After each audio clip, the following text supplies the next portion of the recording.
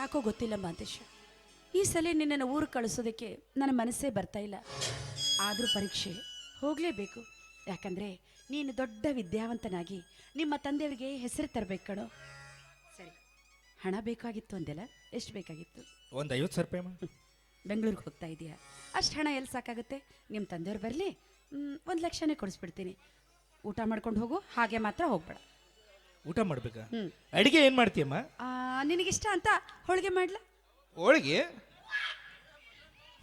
ನಮ್ಗೆ ಹೋಳಿಗೆ ಎಲ್ಲ ಹೋಗೋದಿಲ್ಲಮ್ಮ. ಹೊರಗಡೆ ಹೋದ್ರೆ ಎಲ್ಲಿ ತಿನ್ಬೇಕೋ, ಮನೇಲಿ ಮಾಡ್ತೀನಿ, ಹೊಟ್ಟೆ ತುಂಬ ಊಟ ಮಾಡ್ಕೊಂಡು. ಅಮ್ಮ ನನಗೆ ಹೋಳಿಗೆ ಬೇಡ. ಮತ್ತೇನು ಬೇಕು ನನಗೆ? ನಿನಗೆ ಕೋಳಿ ಮಾಡಮ್ಮ. ಹಿಂಗ ಹೊಡಿತೀನೀಗ.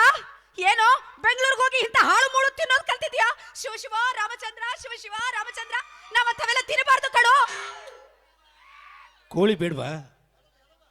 ಹಾಗಾದ್ರೆ ಚಿಕನ್ ಮಾಡು. ಹಾಗಂದ್ರೆ ಏನು? ಎಣ್ಣೆ ಬದ್ನೆಕಾಯಿ ಅಮ್ಮ. ಹುಡುಗಾಟಿಗೆ ಮಾಡ್ತೀಯಲ್ಲ ನನ್ನ ಜೊತೆ. ನನಗೆ ಗೊತ್ತು ನನ್ನ ಮಗ ಅಂಥ ಇಂಥದ್ದೆಲ್ಲ ತಿಂದು ಆರೋಗ್ಯ ಹಾಳು ಮಾಡ್ಕೊಳ್ಳೋದಿಲ್ಲ ಅಂತ.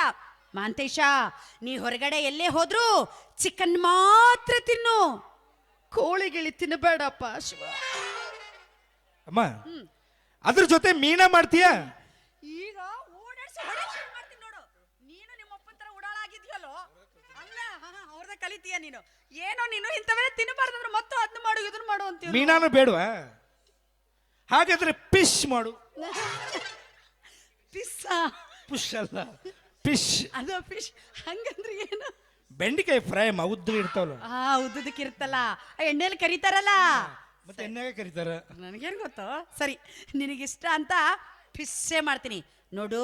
ನೀ ಹೊರಗಡೆ ಎಲ್ಲೇ ಹೋದ್ರು ಫಿಶ್ ಮಾತ್ರ ತಿನ್ನು, ಮೀನಾಗಿನ ತಿನ್ಬೇಡಪ್ಪ. ನಿನ್ನಂತ ಅಮ್ಮನ ಪಡೆಯೋದಕ್ಕೆ ಅದು ಎಷ್ಟು ಜನ್ಮದ ಪುಣ್ಯ ಮಾಡಿದ್ನೋ ಗೊತ್ತಿಲ್ಲ.